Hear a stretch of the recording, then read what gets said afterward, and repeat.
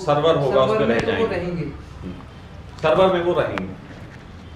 ऐसा ही एक प्रोसेस हमारे इस संसार का है कि हम लोग हमारी चाह के कारण विचार आते हैं।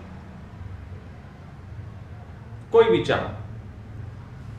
भी चाह ही विचारों के निमंत्रण का कारण बनती है। और हम जिस समय वो विचार नहीं कर रहे होते हैं तो वो विचार सर्वर में मौजूद रहता है। फिर जब कभी उससे संबंधित हमारी चाह होती है वो फिर आ जाता है। तो विचारों का आना जाना हमारी जरूरत पे डिपेंड करता है, हमारी चाह पे डिपेंड करता है। लेकिन इसको और अगर गहरे हम चले जाएं तो विचार आना जरूरी क्यों है? अगर इस क्वेश्चन को थोड़ा और गहराएं तो विचार आना इतना जरूरी क्यों है? जरूरी इसलिए है कि मनुष्य की जिस तरीके की संरचना है, और ये मनुष्य से तो हम समझा सकते हैं, असली बात यह है पूरे जगत की संरचना। पूरे जगत की जो संरचना है वो कुछ इस तरीके से है कि हम एक बहुत बड़ी भीड़ के बीच में हैं। चलना हमारी मजबूरी है। जैसे मेले में होते हैं, कई बार हम बहुत भीड़ में अगर फंस जाएं, मेला वगैरह होता है, रामलीला और ये सब, तो उस भीड़ में हम चलते कम है, धक्का ज्यादा दिए जाते हैं। तो हम जिस व्यवस्था में जीते हैं, जो भी हमारी क्रियाकलाप है, जो भी हमारी शारीरिक बनावट है, हमारे अंदर जितनी इंद्रियां हैं, हमारे अंदर जितनी इंद्रियां हैं, उनकी जितनी मांग है, ये एक ऐसा समझो बहुत बड़ा भीड़ है। और उस भीड़ में हमारी चाहते धक्का खाती रहती, हमारी चाहते धक्का खाती रहती, और वो धक्का खाने के कारण ही हमारे विचारों का आवागमन होता है। आना और जाना दोनों ही होता है धक्का खाने के कारण। अगर कोई ये सोचे कि वो बिल्कुल शांत बैठ जाए, बिल्कुल शांत बैठ जाए, तो वो बैठ नहीं सकता। धर्मों में कुछ बातें कही जाती हैं जिनकी वजह से सर्वाधिक लोग भटके हैं, और वो बातें हैं विचार समाप्त हो जाना। विचार कभी समाप्त नहीं होते, कभी समाप्त नहीं होते। हाँ, एक ऐसी अवस्था है जिस समय थोड़ी देर के लिए आपका उस भीड़ से कनेक्शन कट जाता है। एक उस अवस्था की बात करेंगे, वो अवस्था है जिसमें कनेक्शन कट जाता है। तो उस अवस्था में थोड़ी देर के लिए विचार नहीं आते। जब कोई व्यक्ति, जिसको बुद्धत्व की घटना कहा गया, मात्र बुद्धत्व की घटना है जिसमें विचार तिरोहित हो जाते हैं, खो जाते हैं। लेकिन घटना कह रहा हूं, वो घटना कितनी लंबी चल सकती है, इसके लिए 3 दिन से लेके 20-21 दिन या 2-3 महीने तक का वक्त भी हो सकता है। ज़्यादा से ज़्यादा 6-7 दिन, 20-21 दिन मैक्सिमम किसी को रह सकती है। लेकिन उस समय वो कट जाता है, वो भोजन से भी कट जाता है, वो हर तरीके से, हर चीज़ से कट जाता है। वो कटा हुआ उसका होना थोड़ी देर के लिए, जैसे भीड़ से कोई बाहर हो गया, तो विचारों का आवागमन भी रुक जाता है। लेकिन अगर उसके बाद वो व्यक्ति फिर जीवित है और जगत में कुछ कर रहा है, तो उसके विचार चलेंगे। बस अंतर इतना होता है, पहले विचार, कई बार बता चुका हूं, पहले विचार चलते हैं ऐसे जैसे टिकट विंडो में बहुत लोग हाथ डाल दें। बुद्धत्व के वक्त विचार रुक जाते हैं, और उसके बाद दोबारा स्थिति फिर ऐसी होती है कि 1 बाय 1 विंडो में हाथ डालते हैं।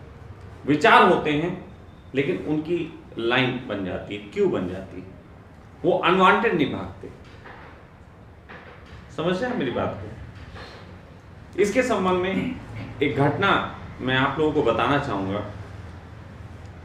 घटना कुछ ऐसी घटी कि एक बार हमारे पास 2 मित्र काठमांडू से आए। दोनों महिला मित्र थी। काठमांडू से जब वो आए तो उनको मैं दिल्ली स्टेशन लेने गया, एयरपोर्ट पे। तो एयरपोर्ट पे लेने गया, तो वहाँ से जब हमें आना था जिस जगह, तो वहाँ से हमारी ट्रेन थी। तो हम लोग स्टेशन पे खड़े हुए,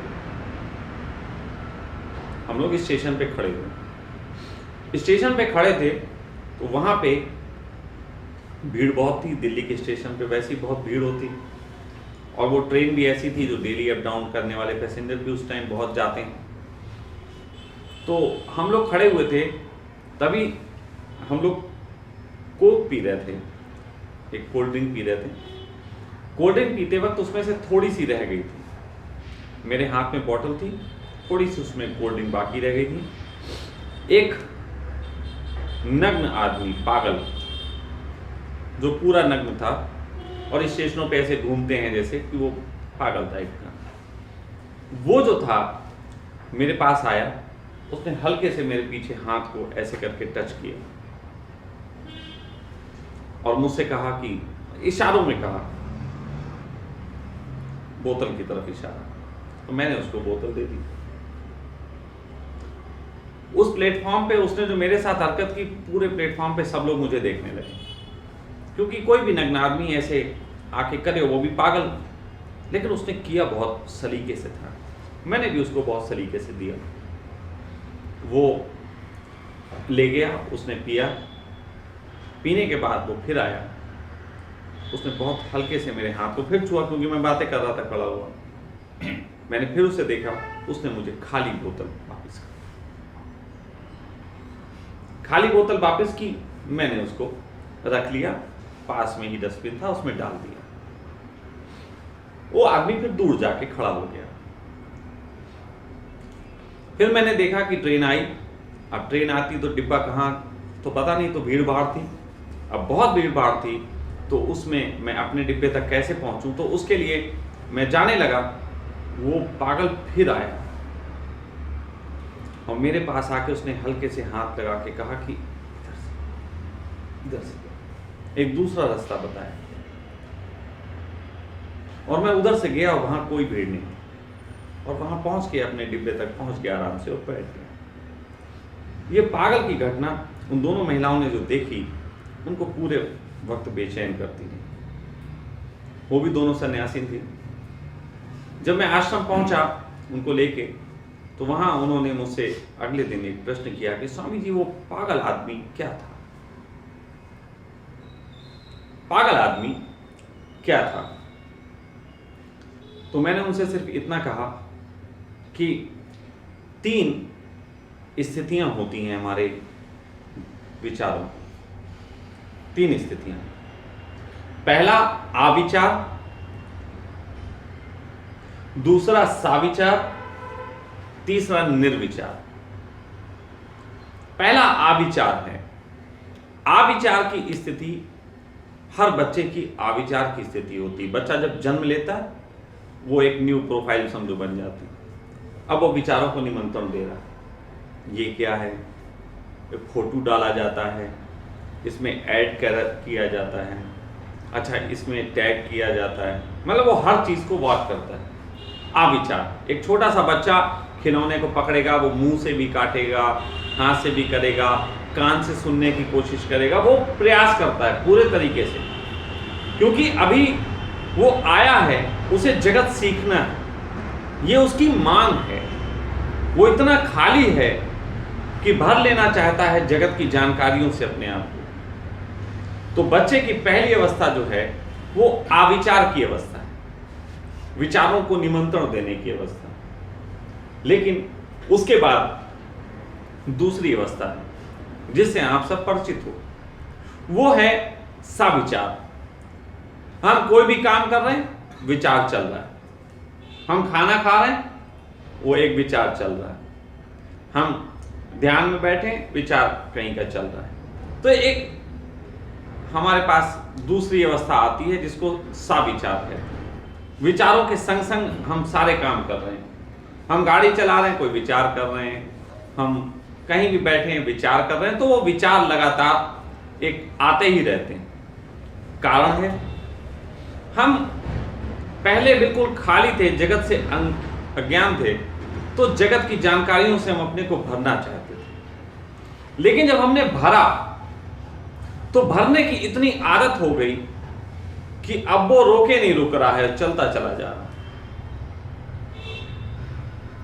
तो दूसरी अवस्था अविचार की। तीसरी अवस्था जिसको मैं कहता हूं निर्विचार की। कभी कभी किसी व्यक्ति को कोई घटना घट जाती है अस्तित्वगत, कभी कभी कोई साधना करके, कोई प्रेम में, कोई किसी भी तरीके के जीवन में उसको अचानक परमात्मा की ऊर्जा उसके अंदर उतरती है और उसको निर्विचार घट जाता है। ये निर्विचार अवस्था अगर आपको आज घट जाए तो आप इसको एकदम नहीं पहचान सकते। मैं आपका जो अर्थ है वो उनसे है जो साविचार में चलते हैं। इस निर्विचार को पहचाना जा सके इसके लिए लोग गुरुओं का साथ करते हैं कि कोई गुरु आपको एक समझ दे सकता है मौन की, ध्यान की, प्रेम की, वर्तमान में जीने की, कि आप धीरे धीरे इस निर्विचार को पहचानने योग्य हो जाएं, ताकि जब ये घटना घटे तो आप परेशान न हो।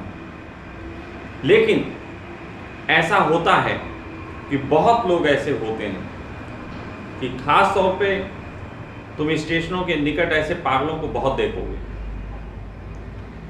ऐसे बहुत से लोग होते हैं जिन्होंने कोई साधना नहीं की, कोई गुरु नहीं बनाया, किसी की संगत में बैठे नहीं, लेकिन अचानक उनके ऊपर शक्तिपात हुआ।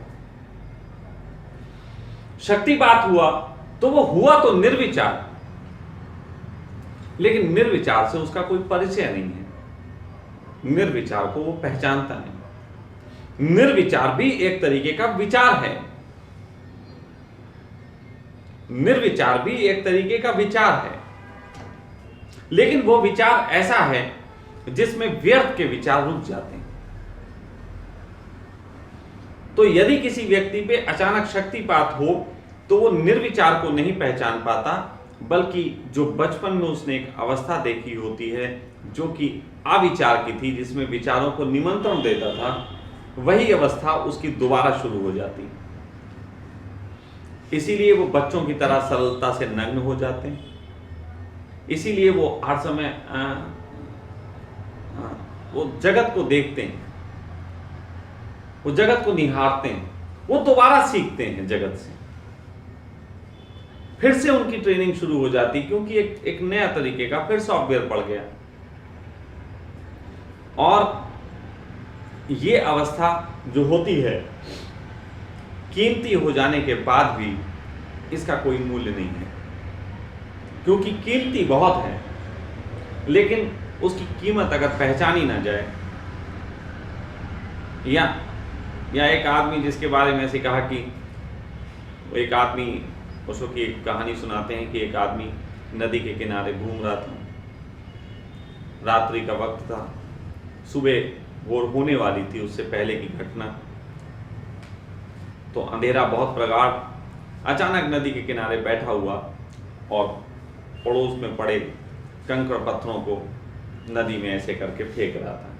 उठाता था, नदी में फेंकता था, नदी में कंकड़ गिरते, टप की आवाज होती, वो सुनता, ऐसे करके समय व्यतीत कर रहा था। अचानक उसने देखा कि बस एक ही पत्थर बचा है पास में, उसको उठा के फेंकने को था कि कभी पहली किरण फूटी, और उसने देखा तो वो पत्थर नहीं, वो हीरा था।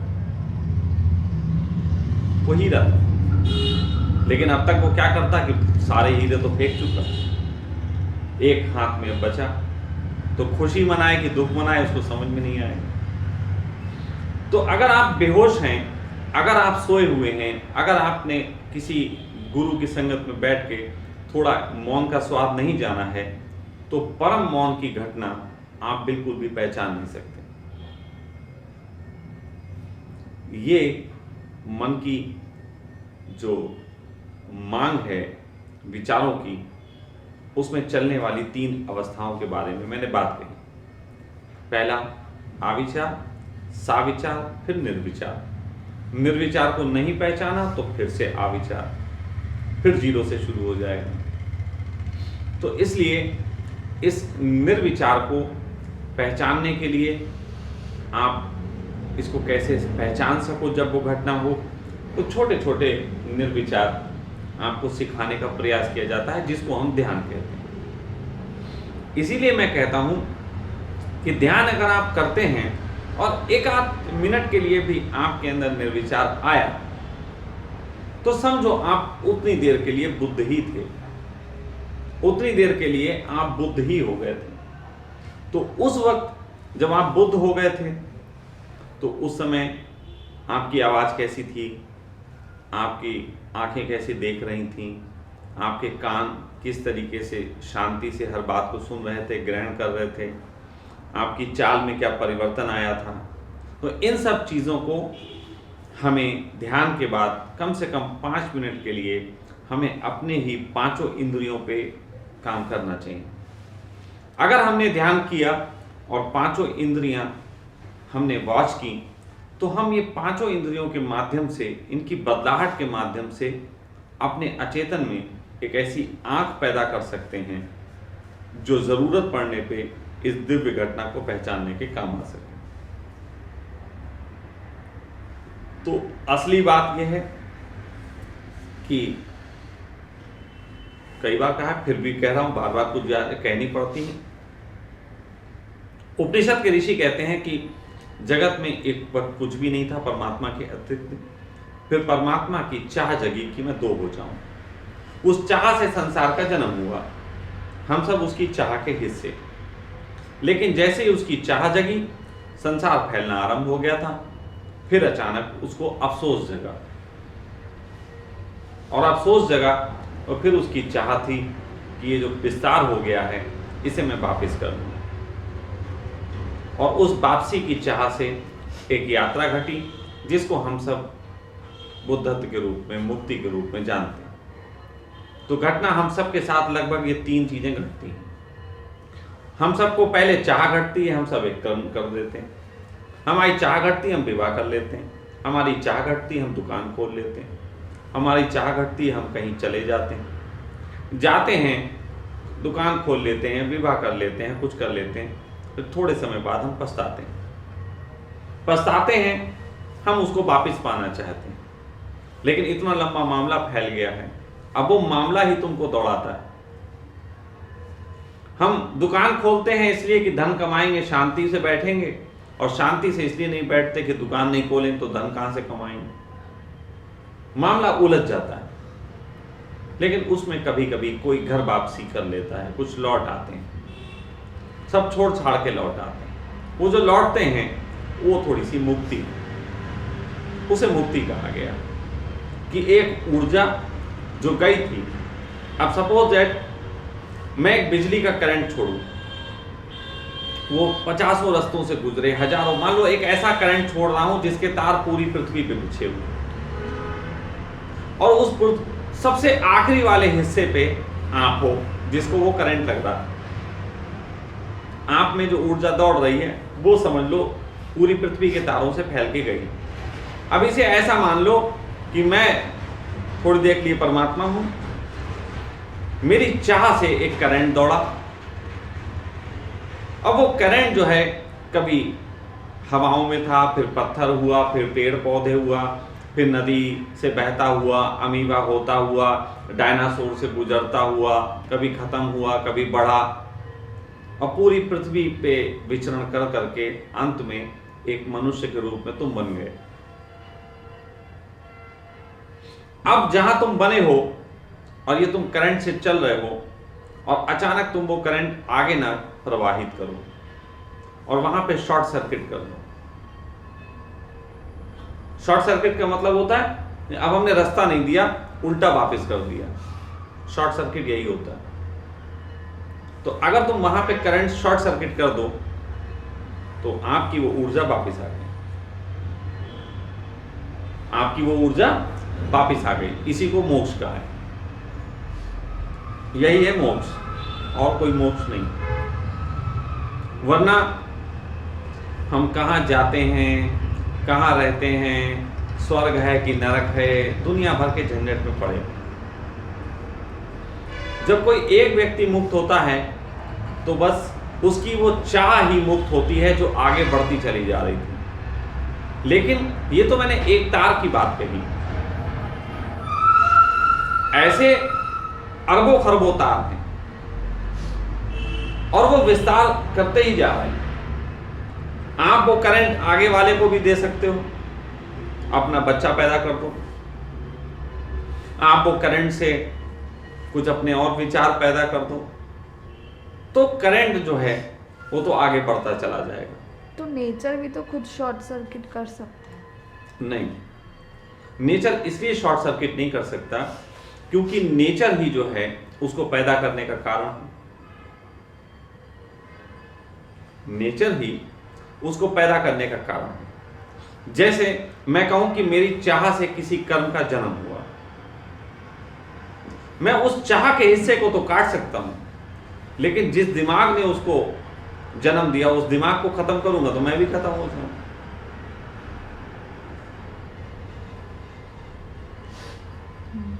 एक कर्म ही तो आप काट सकते हैं, या उस विचार को काट देंगे जिससे वो कर्म निकले। तो यही तो आपने अभी कहा ना कि एक भूल हुई, अब वो उसको सुधारने के लिए अब वही बात तो है, विचार ही तो काटने की। तो विचार काटेगा वो विचार जो आगे निकल गया।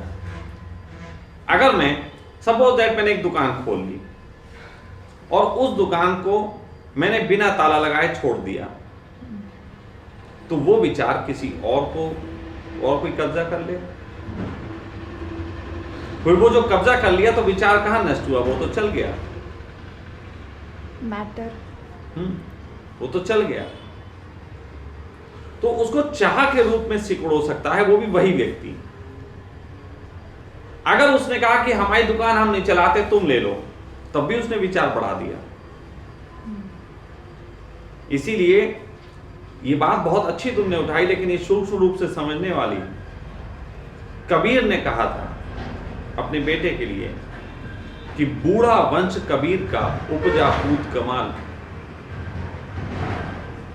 कबीर कहते थे मैं तो फिर भी थोड़ा बूढ़ा हूं कि मैंने 2 बच्चों को जन्म दे दिया, लेकिन मेरे बच्चे तो और भी ज्यादा आगे निकल गए। कमाल ने तो कमाल ही कर दिया, विवाह ही नहीं किया। तो कबीर तो फिर भी व्यवस्था निभाए, लेकिन बच्चों ने तो बिल्कुल व्यवस्था उल्टी कर ली। लेकिन अच्छी बात यह है कि कबीर का वो जो करंट बच्चों में गया था वहां से भी लौट आया। अगर आपके कर्मों से ऐसे कर्म हैं जिससे मुक्ति के द्वार खुलते हैं, तो समझो आपने संसार नहीं फैलाया। मैंने एक दिन कहा था कि जो व्यक्ति मुक्त हुआ और यदि उसके बच्चे हैं तो उसे अपने बच्चों पे भी काम करना पड़ेगा मुक्ति के लिए। और अगर बच्चे मुक्त नहीं हुए तो ये मुक्ति थोड़ी अधूरी है, वो तो आगे आगे फिर बढ़ रही कहानी। तो ये इतना उलझी हुई बात है कि तार के रूप में तो तुम्हें समझाया जा सकता है, लेकिन तुम जिस तरीके से तार का शॉर्ट सर्किट समझ रहे हो कि वो मैं यहां से तोड़ दूं, वो तो हवा में रहेगा। अब इसको दूसरे तरीके से समझो, अब इसको पतंग के रूप में समझो। अब तुम्हारा शॉर्ट सर्किट वाला एग्जाम्पल काम नहीं करेगा, अब पतंग वाला काम करेगा।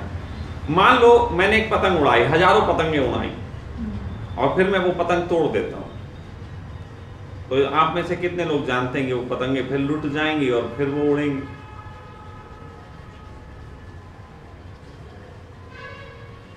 वो खत्म नहीं हुई। लेकिन यदि एक तार में शॉर्ट सर्किट हो गया तो वो पीछे तक का सब खत्म कर दिया, उसने कहीं नहीं छोड़ा। शॉर्ट सर्किट एग्जाम्पल बढ़िया है, लेकिन उससे तुम्हारे प्रश्न का उत्तर नहीं मिलता है। इसलिए शॉर्ट सर्किट को हम फिर एक नया एग्जाम्पल के रूप में पतंग के रूप में समझाया। शॉर्ट सर्किट जिसमें हो गया हो उसमें दोबारा लाइट तुम नहीं चला सकते, वो तो फिर तार ही शॉर्ट सर्किट हो गया। उसमें दोबारा लाइट जल सकती है, उसमें फिर कोई संभावना नहीं। हाँ, अभी कुछ बैठे ज्ञानी सुन रहे होंगे, वो ऐसे भी कहेंगे हम उसको पूरा शॉर्ट सर्किट होने से पहले ही बचा लेंगे, काट देंगे जाके। वो तो तर्क का कुतर्क कर लो, इसीलिए तो वो मुक्त नहीं होते। तर्क का कुतर्क तो कितना ही कर लो, लेकिन समझो बात को, जिस दिमाग से वो चीजें जन्मी हैं उस दिमाग को नष्ट नहीं किया जा सकता, क्योंकि वो ऊर्जा दोनों तरफ है।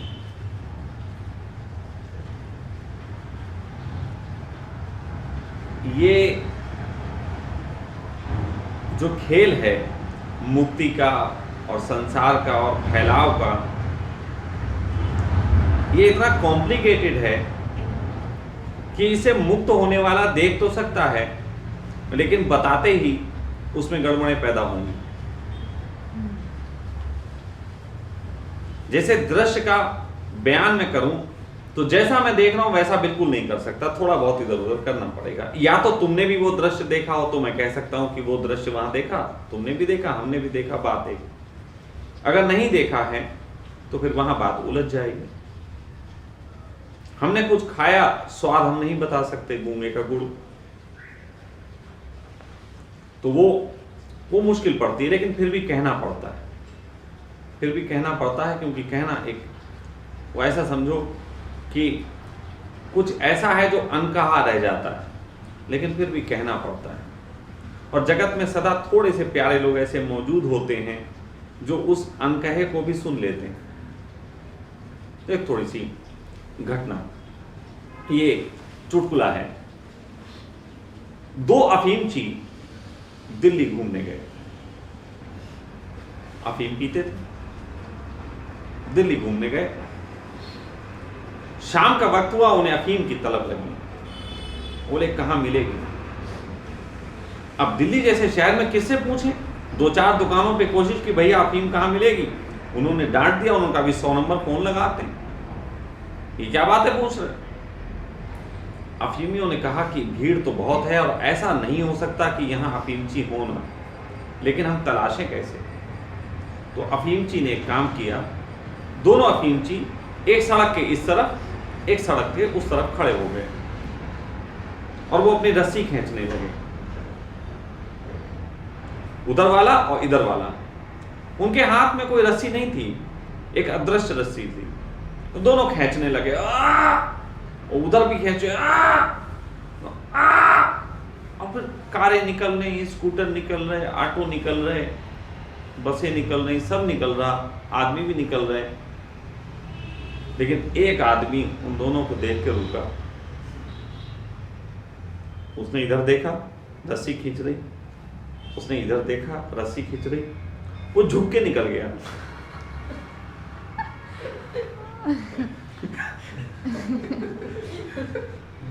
जैसे ही वो झुक के निकला, दोनों का पकड़ो इसे, इसे पता होगी कहां मिलती है, क्योंकि अफीमचियों की रस्सी अफीमचियों को दिख जाती, बाकी नहीं दिखती।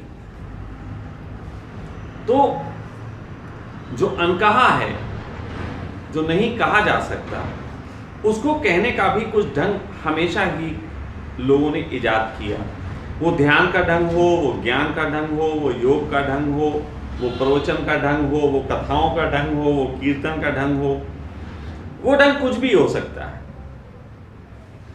लेकिन थोड़े से लोग ऐसे होते हैं जो उस अनकहे को भी सुन लेते हैं, उन्हीं के बीच संवाद हो पाता है, उन्हीं के बीच जो बात हो पाती वो हो पाती है।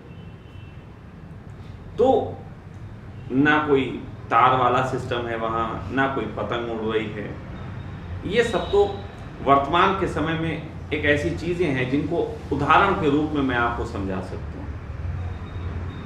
वहां कोई तार नहीं, ये वाला तार नहीं, ये तो कुछ लोग कहेंगे वहीं से कनेक्शन करवा लें, लेकिन फिर भी उदाहरण के लिए जो मैंने यूज किया तो कुछ लोग समझ सकते हैं इस चीज को। हाँ, वो तार नहीं काट सकता, वो नहीं काट सकता। जैसे आप सब कुछ कर सकते हैं, आप सब कुछ कर सकते हैं, अपने शरीर की हत्या कर सकते हैं, लेकिन आपके विचारों की हत्या आपके बस की बात नहीं, क्योंकि हत्या का विचार भी एक विचार है। आप शरीर को नष्ट कर लेंगे, आप मोबाइल तोड़ सकते हैं इसे कुचल कुचल के, फेसबुक आपका दूसरे मोबाइल पे खुल जाएगा, वो तो रह गया। भूल जाना हत्या नहीं? विस्मरण नहीं, विस्मृत कर देना, भूल जाना उपाय नहीं है। भूल जाए आप, दुकान आपकी थी, दुकान तो रहेगी, भूल जाना भी कोई उपाय नहीं। इसीलिए उसका उपाय है स्मरण, विस्मरण नहीं, स्मरण, उसकी पूर्णता से याद आ जाना। सागर के प्यासे होने को जो पहचान सकता है वो परमात्मा